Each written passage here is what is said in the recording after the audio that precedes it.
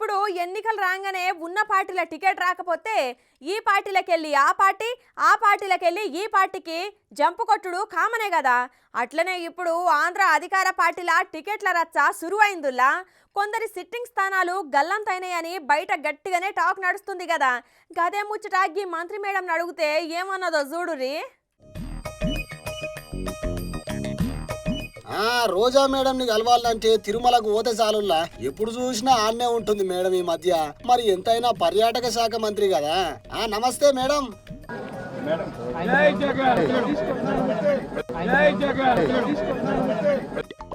అగో జై జగన్ అంటే ఉష్ అని అంటుంది. ఓ రోజా మేడం మంచి హుషారు మీద ఉన్నారు, చెప్పుర్రిగా. అడిగితే చెప్తా, చెప్పండి. అరే అడుగుతా మేడం, గంట తొందర ఎందుకు చెప్పుర్రి.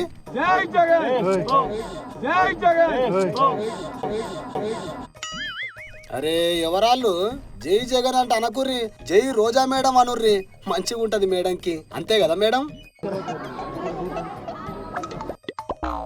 ఆహా చూసిర్రా, నవ్విందంటే అర్థం చేసుకోవాలి ఇక. ఇంకా చెప్పుర్రి మేడం, ఏంది సంగతి? క్యాబినెట్ మీటింగ్స్ కానీ లేదా పార్టీ కార్యక్రమాలు ఏవైనా కూడా ఎప్పుడూ ఫస్ట్ వరుసలో నేనే ఉంటా. అది అందరికి ఎరుకున్న ముచ్చట్నేగా మేడం.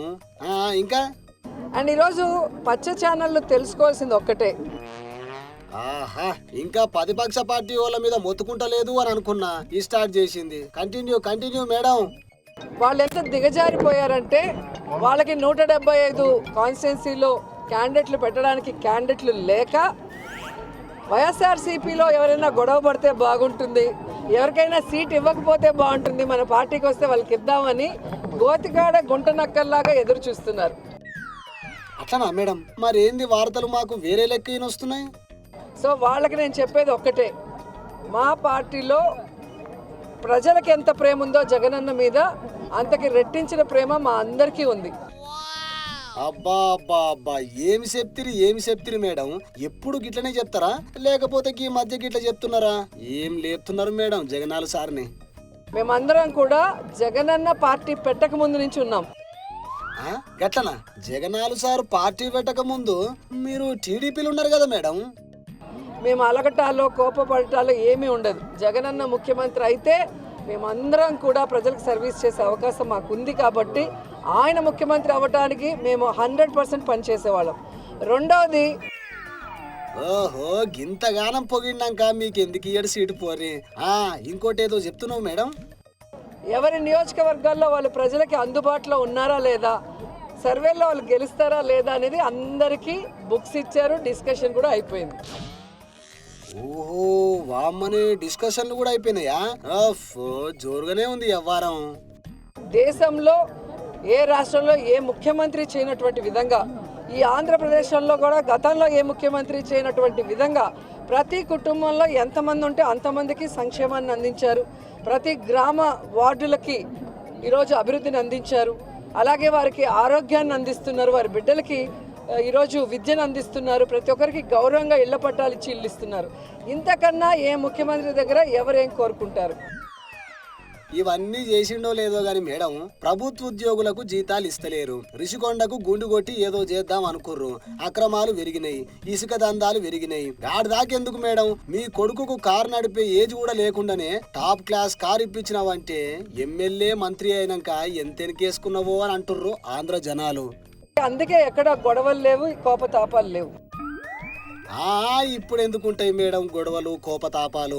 ఇంకో 2 వద్దులు అయినాక క్యాండిడేట్లను ఫైనల్ చేసినాక అగో గప్పుడైతే పంచాయతీలు. జర్ర ఓపిక పట్టుర్రి. ముందుగా మీ విషయం చెప్పుర్రి మేడం, మీకు సీటు ఉందా ఉష్పటాక్ అన్నదా?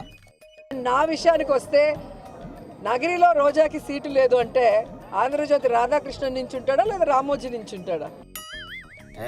గట్టిగానే వేసింది కౌంటర్ మేడము. చెప్పురి మేడం.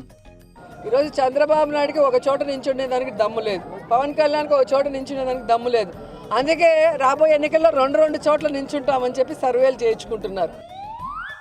అరే వాళ్ళు 2 చోట్ల నిలబడితే మీకు వచ్చిన తిప్పలేంది మేడం? భయమవుతుందా ఎట్లా? ఖచ్చితంగా 2024 175కి 175 కొట్టబోతున్నాం. మేమందరం కూడా గెలవబోతున్నాం. మళ్ళీ ప్రజల ఆశీస్సులతో ప్రజలకి సర్వీస్ కూడా చేయబోతున్నాం అనేది పచ్చపత్రికలు తెలుసుకోవాలి. ఇదే ఓవర్ కాన్ఫిడెన్స్ తో పోయి తెలంగాణల పరిస్థితి చూసిరుగా మేడం ఏమైందో. నగరిలా ఈ తాపకు మిమ్మల్ని కూసోబెట్టి వేరేటోళ్ళకి ఇస్తురు సీటు అని మీ నగరి జనాల టాకు. మరి దాని మీద ఏమంటారు? ఎవరికి ఇచ్చినా నాకు ఇబ్బంది లేదు. నేనైతే జగనన్న సైనికురాల్ని. జగనన్న కోసం నా ప్రాణమైనా ఇస్తాను.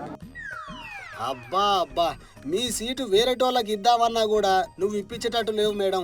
ఈ ఒక్క మాటతోని జగనాలు సారు నీకు సీటు కన్ఫర్మ్ చేస్తాడు పో. మరి మీ మీద వస్తున్న సీటు ఆరోపణ గురించి లాస్ట్ గా ఒక ముక్క చెప్పి పోరు మేడం. ఇప్పటికే చాలా సేపు మాట్లాడినా మీతోని. ఎవరైతే సునకానందం పొందాలనుకుంటున్నారో రోజాకి సీటు లేదు అని ఒక స్టోరీ లేసి, అది మీకు కొన్ని రోజులకి మాత్రమే సునకానందం. మా కార్యకర్తలకో నాయకులకో ఎవరికి కూడా బాధ లేదు. ఎందుకంటే వాళ్ళకి నిజం తెలుసు నాకు సీటు ఉందని. ఒకవేళ సీటు లేదని మీరు ఆనందపడినా కూడా నాకు ఇబ్బంది లేదు. చూసిరు కదా, ఇట్లుంది రోజా మేడం కథ.